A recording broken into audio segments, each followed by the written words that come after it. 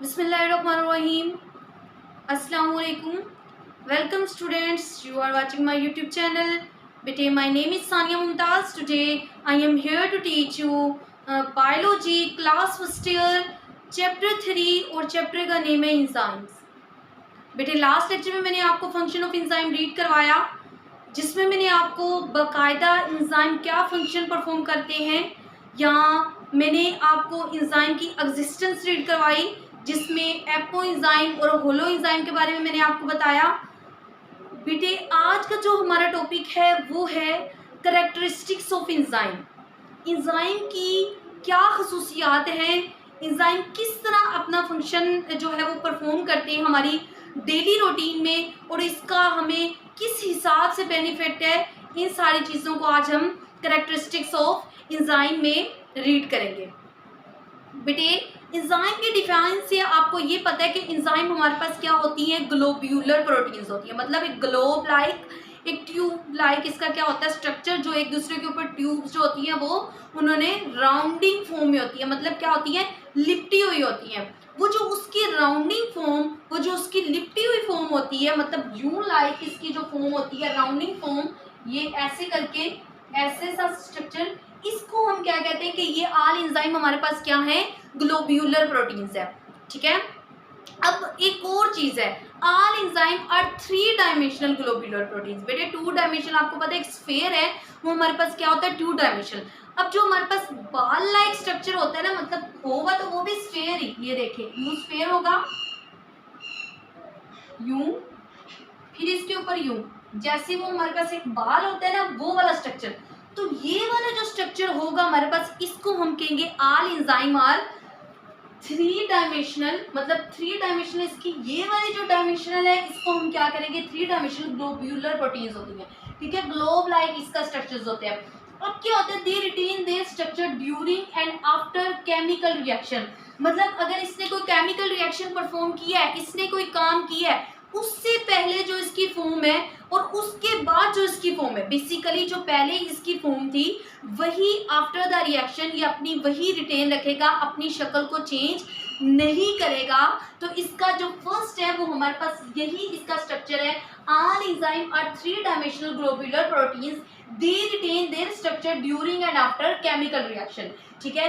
अब बेटा जो इसका नेक्स्ट पॉइंट है वो क्या है, बायो कैटालिस्ट। बायो से तो आपको पता चल रहा है कि जो हमारे लिविंग ऑर्गेनिज्म में कोई रिएक्शन होंगे उसमें जो एंजाइम जो परफॉर्म करेगा, एंजाइम उस रिएक्शन को जो चलाएगा, जो लिविंग ऑर्गेनिज्म में रिएक्शन परफॉर्म होंगे उन रिएक्शन को जो चलाएगा उस चीज को हम किस में रीड करेंगे, बायो कैटालिस्ट में रीड करेंगे।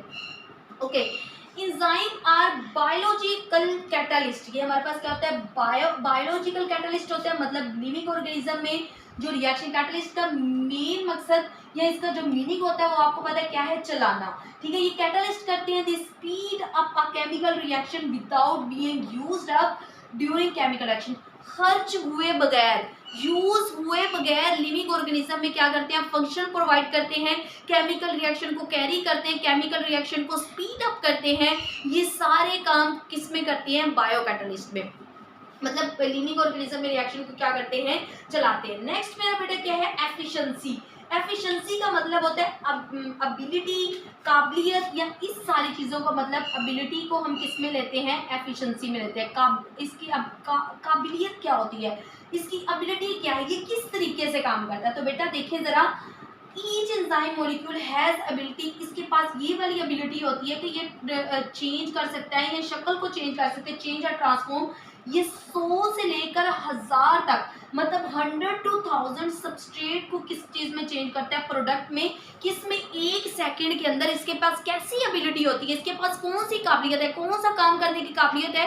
वो इसके पास जो काबिलियत है मेरा बेटा वो ये है कि ये 1 सेकेंड के अंदर जो 100 से लेकर 1000 तक जो हमारे पास इंजाइम है, जो सबस्ट्रेट है, उसको किस में चेंज करता है मेरा बेटा, उसको प्रोडक्ट में चेंज कर रहा होता है। ये इसका किसका काम है, 1 सेकेंड के अंदर। ये मतलब कि वेरी इंपॉर्टेंट वर्क है इसका। अब नेक्स्ट इसका क्या, स्पेसिफिसिटी। स्पेसिफिसिटी का आपको पहले तो पता है कि कोई चीज़ खास, मतलब खास बिल्कुल। Every enzyme is specific, her enzyme मतलब जो है एक एंजाइम नहीं, हर एंजाइम हर टाइप के सबस्ट्रेट के लिए स्पेसिफिक होता है। एक एंजाइम सब में यूज नहीं होगा कि एक एंजाइम को पकड़ के हमने फ्ला में यूज कर लिया, फ्ला में यूज कर लिया, यूं नहीं होगा।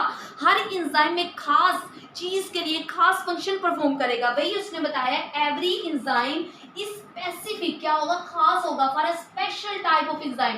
कोई एक खास एंजाइम के लिए, वो एक खास सबस्ट्रेट के लिए। जैसे सेलुलोज एंजाइम हमारे पास ओनली फॉर सेलुलोज, सेलुलोज किसके लिए होती है, ओनली फॉर सेलुलोज, और ये इसका क्या है, एग्जाम्पल है। ठीक है, नेक्स्ट इसकी सेंसिटिविटी। सेंसिटिविटी मतलब किसी चीज के लिए सेंसिटिव होना, मतलब किसी चीज को जल्दी से जल्दी कैरी कर लेना, मतलब उस इन्वायरमेंट में चेंज हो जाना। ठीक है, एंजाइम आर सेंसिटिव। एंजाइम क्या होते हैं, सेंसिटिव होते हैं। किस तरह, फॉर एनी इन्वायरमेंटल चेंज, कोई भी माहौल में चेंज होता है तो एंजाइम सेंसिटिव है। ये भी अपने आप को उसी तरीके में, उसी फॉर्म में क्या कर लेंगे, चेंज कर लेंगे, बेसिकली उसी फॉर्म में चले जाएंगे।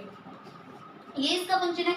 नेक्स्ट पीएच, अगर पीएच में कोई चेंजिंग होती है तो ये उसी में चले जाएंगे। टेम्परेचर में चेंजिंग है तो टेम्परेचर के हवाले से चेंज कर लेंगे।